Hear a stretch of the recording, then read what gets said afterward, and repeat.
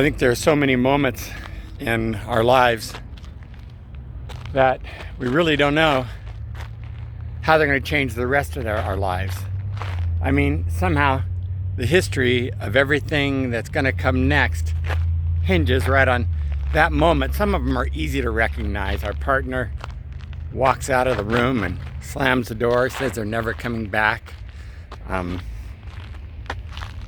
There's a horrible accident. But they're the other kind that maybe we just look across the room. Someone catches our eye. Maybe we look away, like that Eric Clapton song, I looked away and she ran away from me today. There's just all kinds of times where we think, oh, I didn't think it was going to be that pivotal on my life and that so much of my life was going to hinge on that point. But then it does. Debbie was in the hospital this weekend. It was an incredibly scary time. There's just no other way to say it other than it was incredibly scary. We'd been at the T-Mobile store. Finally had to get new phones. We transferred it all out of the church's name, out of my name, put it in Debbie's name so that we could get the buy one, get one free phone, all that kind of stuff. A classic cheap Eric deal. It took hours to go through the whole thing. I tried to take care of as much as I could before Debbie got there. Debbie finally got there. We're waiting, and as we're standing in line, it had been a couple hours with Debbie there then and all the stuff we had to do. The woman's explaining the new phone to Debbie, the gal who was selling it to us. And suddenly Debbie was leaning against me. I looked at her, I said, Debbie, what's wrong? And I realized she was unconscious and she just was down, and I held her. And then I realized I couldn't hold her up any longer, and so I laid her down on the ground and I looked at her and she wasn't breathing. And for all the world, it appeared that she had had a stroke. For all the world, it appeared like Debbie was gone, completely gone. The crowd began to gather around us. I shook her, Debbie, nothing. No breathing, eyes closed, nothing. A woman broke through the crowd that was gathering, said, I'm a nurse. She came over and she started to do what a nurse would do.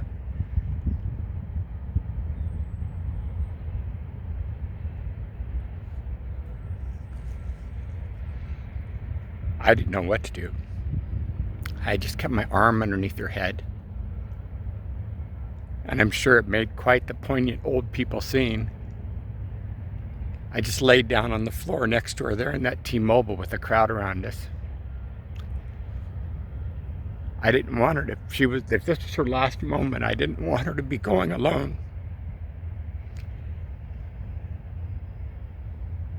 And so I just laid next to her and talked to her as if she could hear me. A minute went by, 2 minutes. 3 minutes went by. And then her eyes opened up. I was telling Debbie about it the other day. She told me what she could remember. She had to go to the hospital. She spent Saturday and Sunday in the hospital.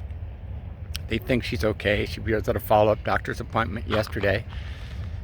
They think maybe she just fainted. They don't know what caused it. Debbie's never fainted in her life. She's never been unconscious in her life. She's never even been put under in her life. So she had no idea what it was like.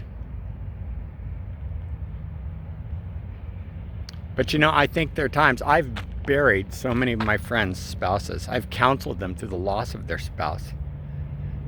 It's been not easy, but I've been able to come up with some kind of wise counsel for other people who are suddenly facing these kinds of issues. And I've always thought, well, if something happens to Debbie, I'm just going to go get out on the boat and I'm going to sail away.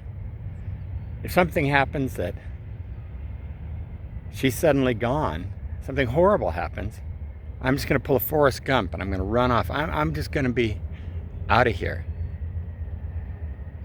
But in that moment, with Debbie's head underneath my arm and laying next to her on the floor of T-Mobile store in Riverside, Debbie always said this, said, Eric, you've made me live my whole life in Riverside. You're not going to make me die in Riverside. I thought about it. I thought, oh, Eric, what a louse you are. And it's not that we haven't loved our lives here. We have loved our lives here. So I know she left Ohio to come live at the beach, and it's not where we've been.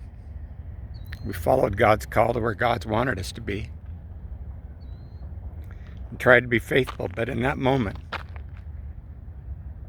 there was only one prayer from my heart, and it was this: God, don't let her go. Please, God, I don't know what I would do without her. So, Debbie, I've talked to the grandkids, and I want you to know that I love you with my whole heart.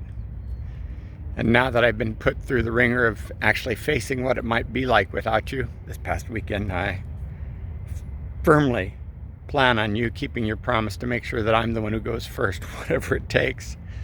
I never expected to live to be 65, and I certainly don't expect to outlive you in any way, shape, or form. And I think for all of us, there's a lesson to be learned as we get older. So much of life, from the time we're kids, is dependent on those hinge points. Those times that sometimes we recognize them and sometimes we don't recognize them. That everything out ahead of us is dependent on how we respond in that moment. And sometimes we can't do anything but cry out, lay down, pray. In my case, Debbie opened her eyes, and I told her it was the best moment of my life when she opened her eyes. I can see it as clearly right now as if I were there on the floor of that store again. She opened her eyes. Not alert, not ready, not knowing where she was, but at least I knew she was alive.